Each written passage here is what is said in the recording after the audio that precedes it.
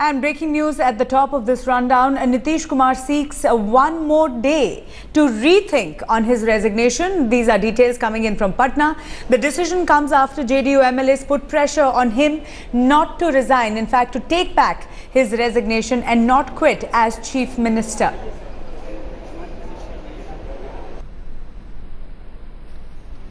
बिहार की जो वर्तमान राजनीतिक परिस्थिति है उसके बारे में उनको विस्तार से हम लोगों ने बताया है और हम लोगों ने उनसे ये कहा कि पिछले 11 महीनों से बिहार में एक अल्पमत की सरकार चल रही है, जिस सरकार के पास अपना बहुमत नहीं है, जोड़ तोड़ करके किसी से सरकार चलाई जा रही है।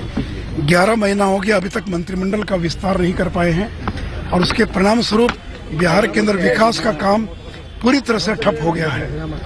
और अभी जो लोकसभा का चुनाव हुआ है, इसमें राजद कांग्रेस गठबंधन एक तरफ था, बीजेपी का एनडीए गठबंधन एक तरफ था, नीतीश कुमार और सीपीआई के साथ मिलकर चुनाव लड़ रहे थे। तो नीतीश कुमार और सीपीआई ने कांग्रेस राजद गठबंधन के खिलाफ में चुनाव लड़ा है, भाषण दिया है, लेकिन बड़े आश्चर्य की बात आज उसी कांग्रेस के साथ मिलकर सरकार चलाने या बनाने का प्रयास किया जा रहा है। और कल माननीय मुख्यमंत्री ने जो इस्तीफा दे दिया, उसके बाद बिहार में एक राजनीतिक अस्थिरता का माहौल पैदा हो गया है, एक पॉलिटिकल इनस्टेबिलिटी की स्थिति पैदा हो गई है।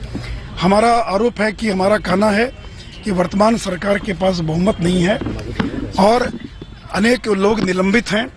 आज की बैठक में दर्जनों लोग उपस्थित नहीं हुए हैं और अलग अलग गुटों की बैठकें हो रही हैं और एक भारी अराजकता और अव्यवस्था और एक विद्रोह की स्थिति जनता दल के अंदर पैदा हो गई है। और हम लोगों ने ये कहा कि बिहार में एक स्थायी सरकार बननी चाहिए, एक मजबूत सरकार, एक स्टेबल गवर्नमेंट बननी चाहिए।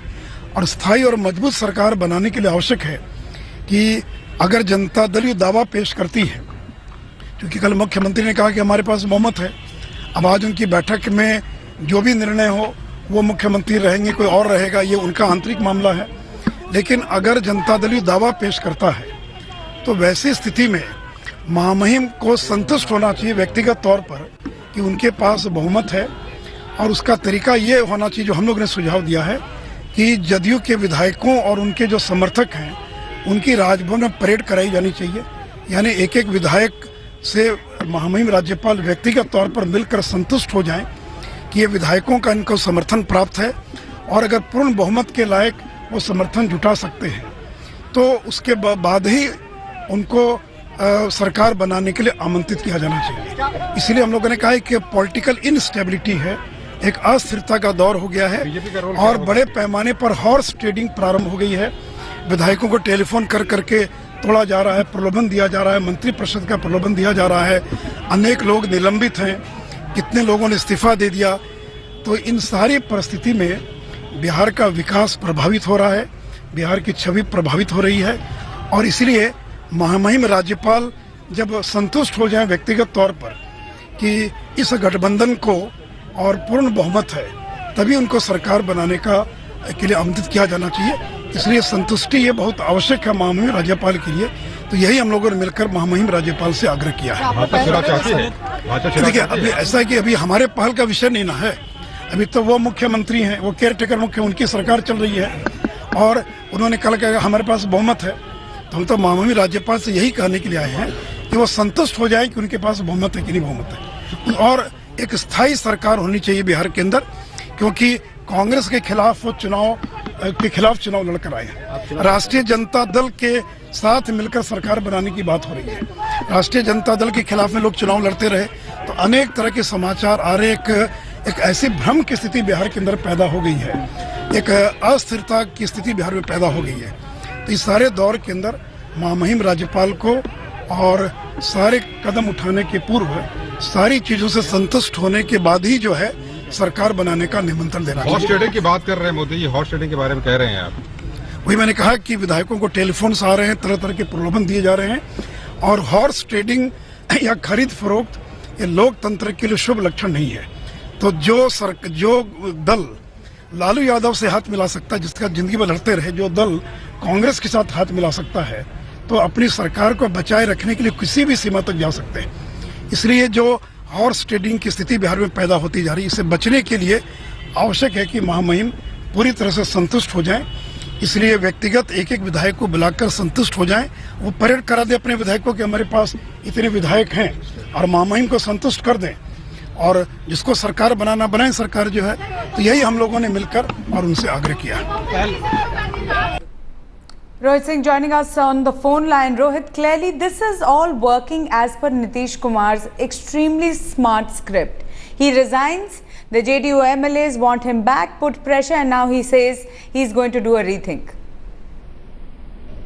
Well, Mahrukh, one of the positives that is coming out of this JDU meeting is that it seems that Nitish Kumar has been successful in quelling the internal rumbling that was seen within the JDU in the last few months, because all the MLAs, 117 MLAs were present at that meeting, and everyone was of the view that Nitish Kumar should continue as the Bihar Chief Minister and he should not resign. And what we know from sources is that no other name was also discussed, but there were talks, rumors going on that two other names were discussed.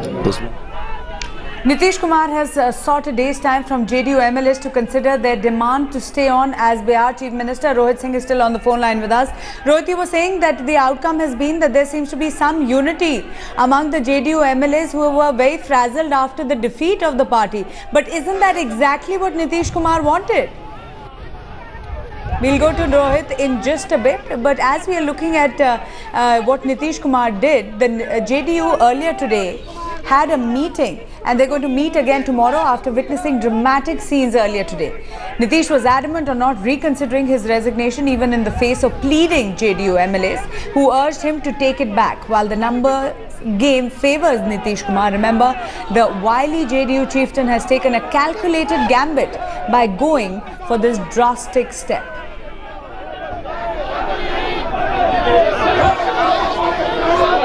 There is already a show of support from JDU MLAs and workers, like Rohit was just telling us, who are protesting in support of Nitish Kumar.